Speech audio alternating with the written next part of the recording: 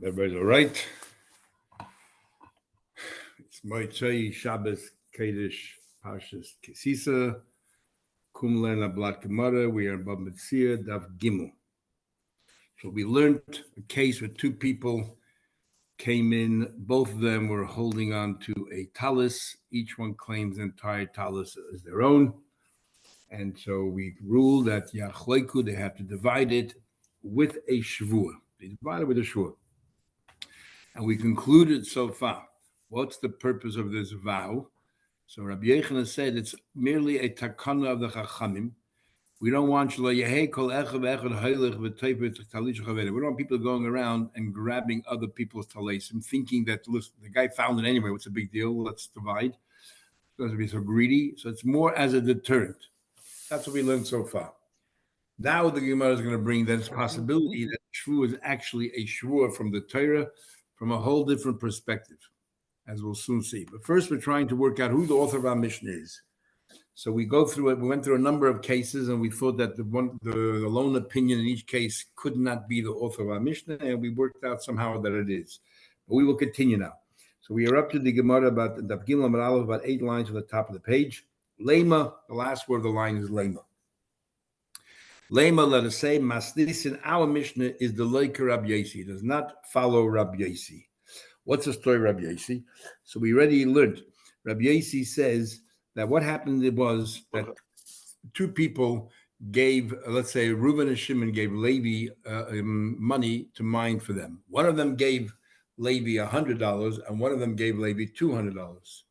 Levi doesn't remember which one gave him the extra $100. And each one claimed that they gave him the $200. So the Chachamim say, what should you do in this case? So the Rabbanan say, each one takes back the 100 they gave, and the 100 that's in dispute, we don't know what to do with it. So we park it away and we say, leave it until Yoah comes. Rabbi Yosi says, if so, what is going to put pressure on the liar to come forward and to confess? So therefore, Rabbi Yosi said, what we do is the entire lot of $300 we put aside until Mashiach comes.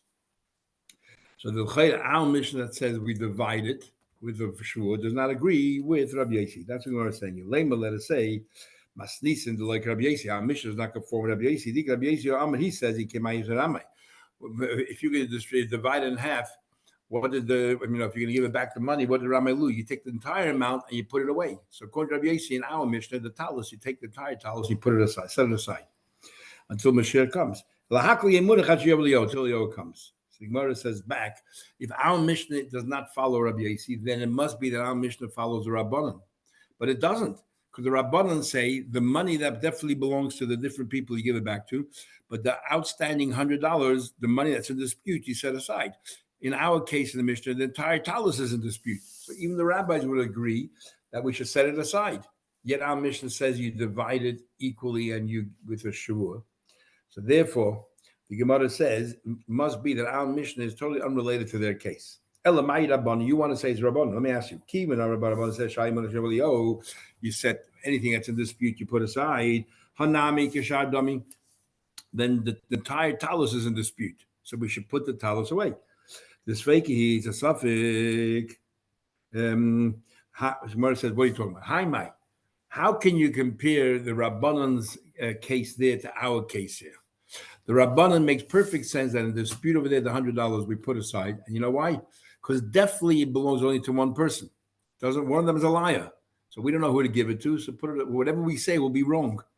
If we divide it, we're definitely 50% wrong because it only belongs to one of them and we're giving it to both. However, in our Mishnah, if we divide it, there's a possibility that it's correct because it could be they both picked it up simultaneously and therefore belongs to both. So, Haimai, what do you compare it? The $100, outstanding $100, definitely belongs only to one person. What should we do? We can't say call the Alam Gaba, whoever is stronger will win because this person who's mining the money for them is as if they're holding on to it. He's mining it for both. So what do we do? But we cannot divide it because then definitely we're doing the wrong in injustice because 50% definitely does not belong to one of those people. So therefore we have no choice but to leave it for Elio. Over here, if we pass can divide it with a shvuah, it's possible that this is the right outcome. Equal maybe we can say Tavayu that it belongs to both. Amir Rabbanan, Palgi B'Shur, divided with the Shur. The problem is Rabbi Yasi.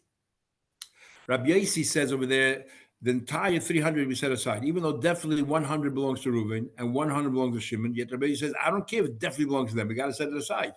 So surely in our Mishnah, when we don't know definitely it belongs to both, could be it only belongs to one. Surely Rabbi Yasi would say, look, one of them might be lying. Let's put it away. That's our question. Our Mishnah cannot work out according to Rabbi Yasi.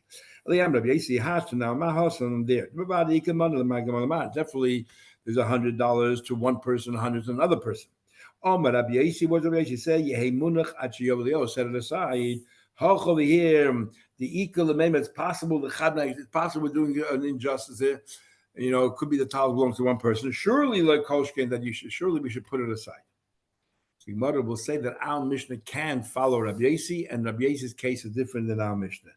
And why is that? We'll try to give two answers and Gemara concludes, but only one of them is correct. And that is very simple. Over there, definitely there's a liar involved. So Rabbi Yasi said, look, we got to somehow or another, we cannot touch the money. He's definitely a liar. We might do an injustice. Put the whole lot away. Over here, we don't have to conclude that one of them is a liar. It's quite possible that even though each one thinks they picked it up first, it's quite possible in reality they picked it up together. And therefore, it's possible they'll belong to both. So therefore, Rabbi Yasi would agree, okay, you know what? The best outcome here is to divide it. Okay, there's a risk that maybe we're doing the wrong thing, but at least there's also a risk we're doing the right thing. Otherwise, you put it Elio, nobody wins. I feel to Rabbi Yasi, Hasam the Vada Ikaram is definitely a liar, therefore we set it aside. Hachal here, Mi Yema the Ikarama, who said is a liar? Ema, we can say Tavai Bate Doibo. They both picked it up simultaneously. That's one answer. The Gemara will try to give another answer, and then the Gemara will reject it. Inamior, simple. What's the purpose of Rabbi Yasi? Why is he setting aside the entire lot? He wants to penalize the liar that he should come forward and confess, because now he lost his $100. So maybe he'll confess that, he made a mistake, that, all he has is $100. Here, if we take this talus, set it aside, the person who's lying loses nothing because he found it. And the other guy found it. And what happened? You won't give me anything, so what? What's the big deal? I have no money invested in this. So therefore, there's no point in setting the whole thing aside. Hassan comes to counsel in order it's in order to put pressure on the liar to come forward and confess. Might say the Isle. What's the point of penalizing anybody? What loss is there to the liar? The liar that why would that prompt him to come forward and confess? What does he care if nobody gets a talus? It wasn't his talus in the first place. Says the Gemara, that answers we reject out of hand, because you remember we learned that our Mishnah is talking about two separate cases. One case is talking about you found something, and the other case is talking about you bought something. Mekach hamemcha. So therefore we say, Teinach mitzia, makes sense if you found something, okay, there's no money invested in there, therefore in our Mishnah, there's no point for Rabbi Yasi to penalize the liar. But Mekach hamemcha, where each one gave part of the money, there is somewhat of a loss, because there's a loss. If you're going to say we're going to put the whole thing aside, the guy spent money. The fact is, remember we learned yesterday, they both gave money, one voluntarily, one gave it to the vendor voluntarily because the vendor wanted, the other one threw it at the vendor. You just can't remember who it was. Is Michael Mema. It wouldn't make sense to penalize the liar because he's losing, has money invested. That's clear. We go back to the first answer, which is nothing to do with penalizing, has to do simply that it could be the psak here is real, that it belongs to both of them. So now the Gemara says as a side issue, we're digressing from the digression. We're digressing. Look, Bain le Rabbanon, Bain le Rabbi Yasi. Rabbanon Yasi will say, with the money that's in dispute, we set aside till Eliyahu Navi comes. So we have an interesting case. There's an owner, there's a person, an employer that has two workers. Come the end of the week, he has to pay them salaries. So he goes to a storekeeper. He said, look, I'm going to send you my employees. I owe each one $100. I want you to give them $100 worth of food and put it on my credit, on my bill. He turns to the employees. The employer says to employees, okay, I have to pay you. Go to the store. I don't have any cash on me. Go to the store. He'll give you $100 worth of food. And then on Sunday, the storekeeper says to the employer, well, I distributed the food as you requested. Pay me. The employees come to the employer and says, we never received any payment. Pay us. So what's the din? We don't know who's telling the truth. So the din is they both swear, and each one collects the storekeeper collects his money, and the employees collect the money. Now, the money there's $100 that's in dispute here, and according to Rabbi Yossi and the Rabbanan, the money in dispute, we don't know who's telling the truth. We set it aside for Elio.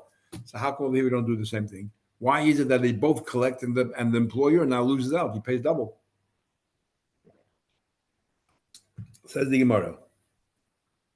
Ben the Rabbanan, Rabbi Yossi explained to me the following: Mishnah because the storekeeper with his credit, each one swears and they collect.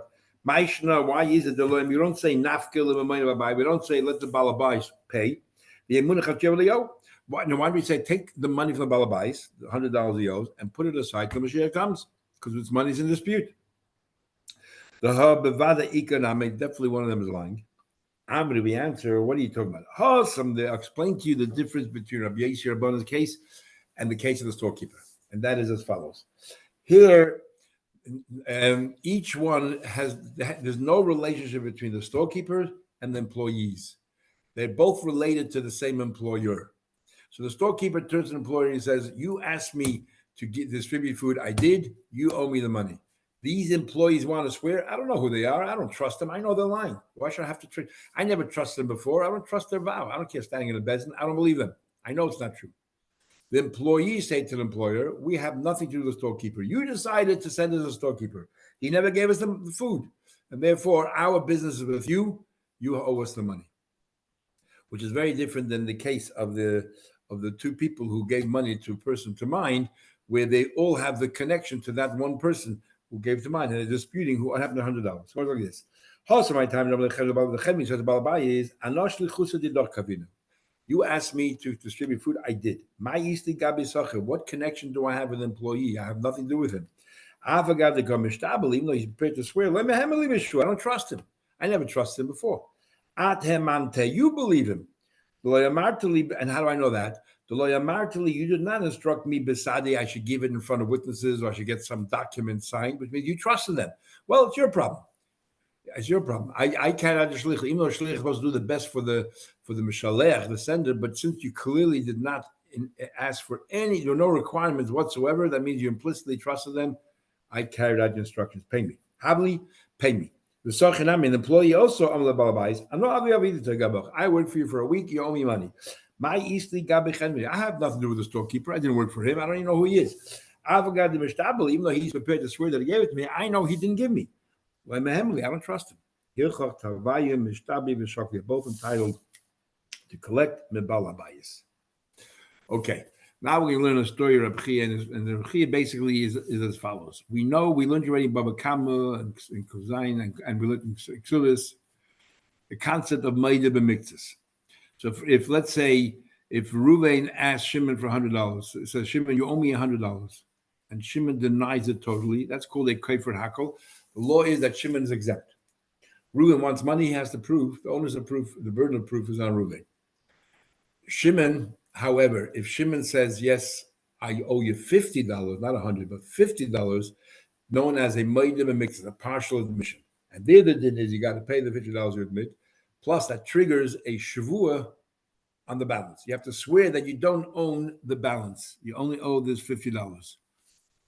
And there's actually what do you call it? And there's a big chakira amongst the achrayim. Is it that the fact that I admitted that triggers the admission is what triggers the shavua on the balance to swear that I don't owe you the balance, or is it the fact that now the bezin rule that I owe the $50? It's that chiyuv of mammon that triggers the balance. But either way, that's called meidah mikzah. So the chiddush here is, I swear about something that I didn't say anything, but because you demanded it from me, and I gave some credibility to your claim by admitting to part of your claim, therefore I have to swear about the balance. Comes along Reb Chia and says, if that's the case, then surely witnesses of a similar scenario, witnesses, the same thing would apply, because witnesses are more powerful than a lone person. And what's the story of the witnesses? Reuven says to Shimon, you owe me $100, and Shimon denies it totally. Okay, if that would have been the story, Shimon is exonerated. But then came along two witnesses and said, but Shimon, we know that you borrowed $50. We saw with our own eyes. Obviously he has to pay the money. does he now have to swear on the balance? He did not admit to anything, but it was the witnesses that makes basically obligated him to pay. Does that obligation to pay trigger that he has to make a shavua on the balance or not? So Rabbi Chia is going to make a kal v'chomer. If you yourself admitting to part, it causes you to swear in the balance, and surely if Adim make you swear in part, surely it causes the balance. And then Rabbi Chia is going to draw an analogy from our very Mishnah. And this is how he looks at the Mishnah's case. Two people holding on to a talus. Let's sort of divide the case into two. Look at it from let's say Reuven's perspective, and Shimon, you look at it separately. Reuven is saying to him, you owe me the value of the entire talus. What is Shimon saying? I owe you nothing, because the talus is mine. So I owe you nothing. And then Shimon says, and then we say, oh, but Reuven's holding on to it. It's like we are witnesses, the Bezdin, that Shimon definitely owes something to Reuven because Reuven's holding on to the talus. And what does the Mishnah say? That Reuven gets part of the talus, but he has to swear, and Shimon has to swear that he doesn't owe any more. Shimon has to swear that the other half of the talus is mine. No, I don't owe it to you. The money that you're claiming is from me is actually my money. So it's exactly this case. We're witnesses. There's no admission here, but just witnesses, because we say whatever they're holding on to is as a tantamount to us being witnesses that that's the case. So let's see the more inside. Tanya Rabbi learned money. I owe you nothing. The Eidim say you owe 50. Then you have to pay $50, obviously. The Yishav al Ashar, and the Chiddush is that triggers that you have to swear about the balance that you don't owe it. Even though the witnesses did not say anything at all about their balance, because they don't know, you have to swear. Why? Because if you would admit the $50, you have to swear on the rest. Surely if Eidim make you pay the $50, you have to swear on the rest. The Tanatuna, in fact, our Mishnah supports it as well. Over here. So the Reuven, let's say, is claiming for Shimon the entire money. Shimon completely denies it. But what do we say? Given the toughest, since Reuven is holding on to it, it's as if Shimon is admitting that I owe you something. My toughest high day, whatever you're holding on to is yours. My toughest high day. It's as if Shimon is admitted to Reuven, whatever you're holding on to, I owe you. But the rest, Shimon swears that I don't owe you the rest. So clearly the Eidim are only on part of the talus, and that triggers a shvua on the balance. So this is different than we learned on the top of the page that the shvua is only at the Takon Zachamim. Now we're learning the shvua is a shvua from the Torah, like Bava Metzia Daf. Okay, so now the Gemara is going to analyze what he meant by Haidoas Piv, and then you tell me Haidoas Eidim is great. What's Haidoas Piv? What's the story there? What Abchi is saying, he shouldn't say Haidoas Piv hu deram yerachmon shvua. If you would have admitted to part of his claim, you would have to swear, like Rabba said. What did Rabba say? Rabba said, why did the Torah say, if you make a partial admission, you have to swear? What's he asking, Rabba? Only Rab Shimon. The Tana Rab Shimon is one who walks around trying to understand the purpose of mitzvahs. We just accept the mitzvahs the way they are. What's the Rabba's question? Rabba's bothered by a question. Argument Rashi and Taisus many are showing what the question is. Taisus said the question is very simple. If he would have denied the whole thing, he would be exonerated. So now that he admits to part of it, that is called a migui. Migui means if I'm a liar, I could have said a better lie. So because I did not say a better lie, then probably what I'm saying now is the truth. If this person was a liar or God, if he could have just said, I owe you nothing, and he would have walked away scot-free. So now that he says, yes, I owe you $50 or half the money you're claiming, you should believe him. He has a migui. And what's the answer according to Taisus? And what the answer is, we have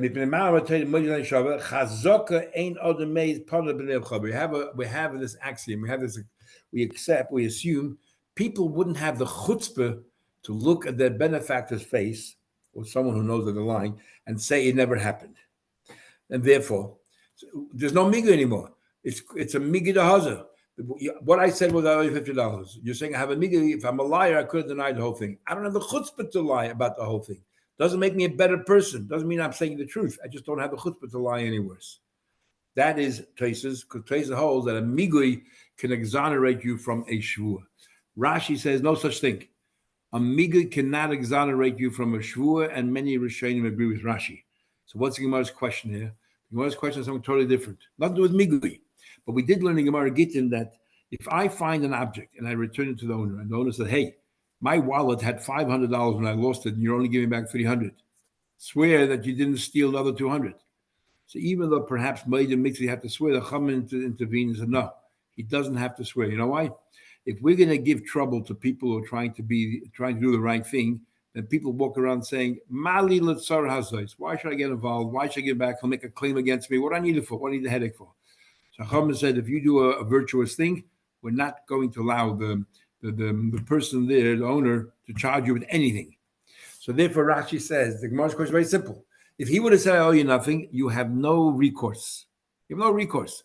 So if he's missed the $50, it's just like he's returning a lost object. So he shouldn't have to swear. Now, why is there an argument between the Rishonim whether a migui is effective when it comes to eliminating a shvuah? Is very simple. A migui is purely a logical thing. It shows credibility, that the fact that you could have said a better line, you said this, probably saying the truth. What's the role of a vow? Why do we instruct people to make a vow in certain situations? There's two ways of looking at it. One way of looking at it is, it's a logical thing that if this person is lying, he's not going to swear false. So if he's prepared to swear, probably he's saying the truth.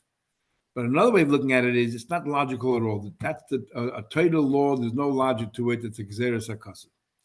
If you learn that the whole role of shvuah is to its credibility, but now that you have a migui, the migui supplants the shvuah. There's no need to make a shvuah. We already know that you're saying the truth because you have a migui. That's Tosfos' view, that a migui can replace or eliminate a shvuah. Rashi holds that a shvuah is a din in the Torah and there's no logic to it. So even though you have credibility, you have a migui, but that doesn't help. You still have to swear. So what's Rabba's question? Why do you swear by the mixes? His question is simply that you're a meishav aveda. You shouldn't have to pay. So now the Gemara continues. So if really if you had the choice, you would deny the whole thing. It's sleazy. The only reason why he didn't deny it is because you don't have the chutzpah. Now, what do you mean when we say we don't have the chutzpah? Big machlek is Rishonim as well. We had Daf Kuzai, the long places there, or Rashi and other Rishonim. That is simply as follows. According to Rashi, the reason why you don't have the chutzpah to look at the lender's eyes and deny that he ever lent you money is because he did you a favor. He was your benefactor when in the time of need. How do you look him in the eye and deny the whole thing ever happened? That's the chutzpah. So according to Rashi, if the case would have been a different case, it would have been, let's say, Pekadon, but the other way around. That person is doing you a favor, minding it. Now he denies you ever gave it to him. There you do have the chutzpah to deny the whole thing. And if you deny the whole thing, you still have to swear that that's the case. However, Tosfos says, nothing to do with being nice, kind, generous. It's, I know that you know that I'm lying. And it's very difficult to deny or lie to somebody who that you know knows that you're lying. So according to Tosfos' view, so that's why you don't have the chutzpah. It makes no difference whether it's a loan and you're generous or whether it's a pekadon, just mining for me, we're the other way around. Nevertheless, in all cases, I don't have the chutzpah to deny it. So I'm always puzzled. Then the Gemara continues. Okay, so the high bekula by the legly, you should admit it to the whole thing. What's exactly the question? So let's follow Tosfos. Tosfos learns the question is very simple. If you're telling me that a person doesn't have the chutzpah to lie, so he wouldn't have the chutzpah to lie to deny the whole thing, he probably doesn't have the chutzpah to deny even half. So why is he denying half? And if he's denying half, then must be telling the truth. The Gemara says no. It's a big difference. Denying the whole thing is a chutzpah. Denying half is not so much a chutzpah, is because you're in your mind, you feel like this. I am already paying him part of the loan. The rest, I don't have the balance of the money. I just don't have it. So I'll deny it, but when I have it, I'll pay it. So I'm not trying to wiggle my way out of it. I'm just trying to delay. It's a delaying tactic. That's how Tosfos learns the Gemara. Rashi learns the Gemara. If we think the guy is a liar when he's missed the 50, no reason why he didn't deny all of it, he doesn't have the chutzpah. So what's the point of making him swear? If we suspect him being a ganav, he'll swear false as well. And therefore the Gemara answers, he's not a ganav. He's just a procrastinator. But if to swear false, he won't. Tosfos disagrees with Rashi because he holds that even though somebody's a ganav, people are not going to swear false. And the reason for that is the third commandment, which is don't swear false in Hashem's name, is the entire world trembled. The Gemara Shavuos will tell us, because people are very scared to swear false. They took out a Sefer Torah, they blew shofar, they dressed in black. It was very intimidating. And therefore, just because somebody's a ganav doesn't mean that he'll swear false. Okay, let's see the Gemara. Really, he would have admitted the whole thing. Why didn't he? He's trying to procrastinate. So everything delay. Have money, put out a payment then. So the trader therefore says, Rami Shvuleh, make him swear. In order they want that he should admit to the entire amount. So now, okay, so that's the story of Haidar's Piv. And now we make a Kavachema that Hadar's Eidim, surely if they make you pay part of the money, you should swear in the balance. So we're assuming now that Hadar's Eidim is stronger than Haidar's Piv. And we're going to try to say, but Haidar's Piv actually is more powerful than Hadar's Eidim. And how do we see that? Says the Gemara. Sorry, Hadar's Eidim. The Gemara said, but Hadar's Eidim, the Lekal Meimer Hachi. But we would have thought that Hadar's Eidim, you did deny the whole thing. So what's the point of making him swear? So maybe you don't swear at all. And what did Kavachema tell us? That maybe he's not a ganef. And maybe also is a procrastinator, even though generally people don't procrastinate, don't have the chutzpah to deny the whole thing. But this guy did. And yet we know that he owes money. So the only interpretation is, or one of the interpretations is that he's not really a ganef, but more that he is trying to delay. Now, what's the Kavachema? My Kavachema. Kavachema is very simple. Ma piv. What's the weakness of piv? If you're making an admission, you don't have to pay money. The Gemara will soon see, what are you talking about? Of course you do. Yet you have to swear on the balance. Eidim will make you pay money. Surely, surely make you swear on the balance. Says me what we're talking about. If I admit to something, I don't have to pay money. We have a famous rule that a personal admission is equal to 100 witnesses. We use the expression 100 witnesses because in Shas and Satan, in other places, we have Trei Kameya. We want to show that witnesses is a din in the Torah, not a logical thing. If witnesses are a logical thing, you would say, well, if you have 2 witnesses say one thing and 10 say the other, you probably, the probability you believe the 10 rather than the 2. But we say Trei Kameya, sort of a form of exaggeration. The 2 witnesses are equal to 100 to contradict them. There's no difference between 2, 3, 5, 10, or 100. So we're saying here that a Haidar's Baldin is equal to 100 witnesses. They can contradict him, but nevertheless, Haidar's Baldin his admission is accepted. If he says he owes the money, he owes the money. So we see that a mouth is what do you call it? Is just as powerful as Eidim. What's the Kavachem here? Why is it that if a person admits that he owes something and witnesses disagree, why is he believed? So the Tzasach Choshen in chapter 34, paragraph 4, he wants to say, he brings from the Marival. There's no logic to it. It's a new obligation. It's like a neder. I took an obligation on myself to pay you money. Not because I'm saying that's exactly what I pay you money because it happened previously. The witness say it never happened. It's a new chiyuv. And the Tzais himself holds, no, it's a case of nemanus. For even the Gemara here, the Gemara is equating witnesses and your peh. It's a case of belief. And the Torah told us that we believe you personally about yourself. When you're harming yourself, more than 100 witnesses. Okay. So anyway, bottom line is that your mouth is no weaker than Eidim. So what's the Kavachema? So you know what? There is a Kavachema by a penalty. If a person comes forward and says, I'm a ganef, he has to obviously pay back the principal, but he doesn't pay the penalty. But if witnesses say that he was a ganef, he pays the principal and the penalty. So we see that your witnesses are more powerful than your own admission. My mama knas, and the Kavachem is as follows. You don't have to pay penalties. You have to swear on the part that you denied, the part you admitted you paid, and the balance you have to swear. Witnesses that make you pay a penalty. Surely you have to swear on the balance. Says the Gemara, no, but I can demonstrate to you that Piv is stronger than Eidim in other cases. And maybe that's why you swear on the balance. Where's that? For example, if I say that I ate treif of fats by mistake, I have to bring a carbon.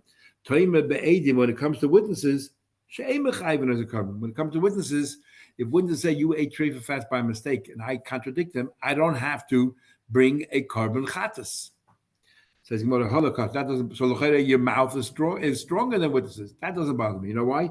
Because in fact, that very question is an argument of Ramei Chachamim, and Ramei hold that witnesses also have the capacity, even if you deny it, to make you bring a karma chatas. So therefore, there's no feature or there's no aspect that your mouth is more powerful, more believable than witnesses. What's the story there? They say that Meir holds that Eidim actually can obligate you a carbon, and we have a Kal B'Chemer for that. And that is as follows. Now, the Mishnah, two people say you ate treifa fat. He says, I did not eat treifa fats. Rameh says, chayiv, you got to bring a carbon. The Chacham say potter. The Chacham say you are potter for bringing a carbon. Amar Rameh said, if two witnesses are believed, like let's say, for example, you Mechal Shabbos and you have to get stoned, lo yevi'u the day carbon a cow, they don't believe them when they say that you did a b'shoigig and that you ate treifa fats. They answered back, Ma im if he wanted, he could have said, yes, I ate the treifa fats, but I did it deliberately. And then you don't bring a carbon, you potter. So what do we see from here? That Rameir holds that witnesses can obligate you to bring a carbon, so there's no aspect of Peh that's stronger than witnesses. Now, very difficult. Rashi here is very difficult to understand. Rashi learns that the case was the witness said you ate treifa fats by mistake, and he says, I never ate treifa fats. He's literally contradicting the witnesses. And Rashi says that according to Chamin, he is believed, which is a pella. Why is he believed? Says Rashi, because he has a migui. If he was a liar, he could have said, I ate treifa fats, but but deliberately. So now that he says, I did not eat at all, we believe him, which is very difficult to understand because the rule is that migui, the credibility that a migui gives is never as strong as two witnesses because every migui is weak. Generally, why is a migo weak? Who said that this person was smart enough to come up with a better argument? Okay, most people would have, but not everyone. Maybe this guy wasn't smart enough. So migo is not that conclusive or that cogent or that compelling, and yet, and so what does Rashi mean? So Rashi in the Gemara and Shvu is a little bit different. There he learns he's interpreting his words. When I said lo yachalti, I meant lo yachalti b'shegi yel amazing. But Rashi Hinimura says he actually directly contradicts the witnesses. The bottom line is that Rab Chia is saying that Eidim are stronger than Peh. Says he further, no, I'll show you another aspect of Peh, which is stronger. We learn more about Kama. If a person says, you never gave me something to mine for you never gave me a pekadim, swore on it, and then later comes forward and it's moida that he swore false, he has to give back the pekadim, he has to bring a carbon asham and pay a penalty of a fifth, which is a quarter. And but if witnesses said, what are you talking about? We saw the carbon sitting in your house. Then he has to obviously reimburse him, but there's no carbon, there's no chaimish. So we see that Peh is stronger than Eidim. You pay a greater penalty. Says the Gemara. So what's the Kabul Chaimer? Elamala Piv became Mechayva Asham. Piv is Mechayva carbon Asham. Says the Gemara says back. What are you talking about? Asham Hainu carbon. Remember, Rameir said that witnesses can make you bring a carbon. According to Rameir, if you swore false, you'll also have to bring a carbon Asham. So there's no advantage in Peh. Said the Gemara, Elamala Piv became Mechayva Chaimer. Oh, but Piv makes you pay that penalty, the monetary penalty of a quarter. And whoever brings a carbon also pays the chaimer. So there's actually, according to Rab Chia, who follows the mayor, there is nothing about Peh that is stricter than Eidim. That's why I have a good kavul chaimer. Ella Gemara says, no, I'll show you another aspect where Piv is weaker. Ma'al Piv shekain einay b'hak choshev azam. If two witnesses come in and contradict what he says, or if two witnesses say, what are you talking about? You were with us on that day that you claimed that you borrowed money. It doesn't matter. He cannot be contradicted. But by witnesses, if two witnesses say something happened, then two others come along and say it never happened, or you were with us, it undermines the entire testimony. So who's stronger? Peh is stronger. So what's the Kal V'Chaimer? So maybe Peh is able to trigger that shavu on the balance that he denies, not witnesses. What's Rab Chia saying? Ella, you said right. So we move away from Peh, and we go to Eid Echad. A single witness comes along and says, you owe $100 to Reuven. The Shimon has to swear that he doesn't owe the money. So we see that an Eid Echad can make you swear. So surely two Eidim who make you pay money, if they say you owe $100 to Reuven and you make you pay, surely they can make you swear on the balance. Eid Echad cannot make you pay money. Yet Mechayev can obligate you to swear. Eidim that make you swear, and surely Shemechayev as a shvur. Says the Gemara, the obvious question, what are you comparing? In the case of an Eid Echad, what do you have to swear? Eid Echad says, I support Reuven's claim that you owe $100 to Reuven. So what are you going to swear about? The $100 that Eid Echad claimed. But what do we want here in the case of Eidim? All they're talking about is you owe $50. What we want is not only you should pay $50, but swear about something the Eidim have not spoken about. How do you know that? When we try to learn from Peh, we know it's exactly the same case. Peh admits to $50, and we make him swear on the other 50 which he didn't admit. So we say the same thing by Eidim. They make him pay $50, and we make him swear on the balance that they didn't talk about. But if you want to learn from Eid Echad, all we know is that whatever he claims, you have to deal with, but not what he doesn't claim. So how can you learn from Eid Echad? So you want to Eid Echad, you can't match but you swear on whatever he claimed. But what you want is but you want to swear on what he didn't talk about, what Eid didn't talk about. Also, we learn out from Gilgal Shua. A Gilgal Shua is once I have you swearing, I can make you like a shamer is watching certain things. He swears, Shaloi Shalachti Bayad, I didn't use it on my own. That She'ein B'shusi, it's not sitting in my house. These are Gilgal Shua. We'll see more later above. These are Gilgal Shua means once you swear already legally, you're swearing. I can add something else. For example, you owe me $100, and there's an Eid Echad that says you owe me $100, so you have to swear. Once I make you swear about this $100, I say, hey, there's another occasion I lent you money and you never paid me. I have no witnesses, but now that you're swearing, swear that as well. So we see that Eid Echad can make you swear about things that he didn't talk about. The Eid Echad says one thing, and I'm making you swear about something else. So same with Eidim, they make you pay $100 or $50, and now we want you to swear what they didn't talk about. Same thing. So and Eidim are stronger than Eid Echad. Asim Megil Geshud Echad. So what are you talking about? By Gilgal Shua makes sense because what did the Eid Echad obligate you to do? To swear. So one Shavua brings in its train another Shavua. The Eidim are not dealing with vows. The Eidim are dealing with money and monetary obligation. They say you owe $50 and you got to pay it. What's triggering that Shavua on the balance? There's no Shavua in this scenario at all. So how can you learn from Eid Echad? You can't Shavua. Once you swear one shua, we can drag another shua in its train. The mother Eidim are only talking about money. So we answer piv yechiach. No, then we go back to piv. Piv, we talk about money, and yet you swear the balance. So let's learn Eidim from that. But we have a problem with piv. Mala piv Piv is stronger than Eidim because piv you cannot contradict.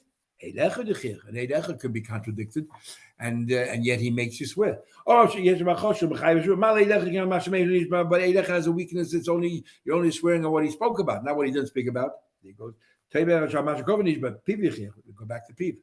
We go back and forth. What do we? Each one has a feature the other one don't have. What's in common? All of these cases here where there's a denial.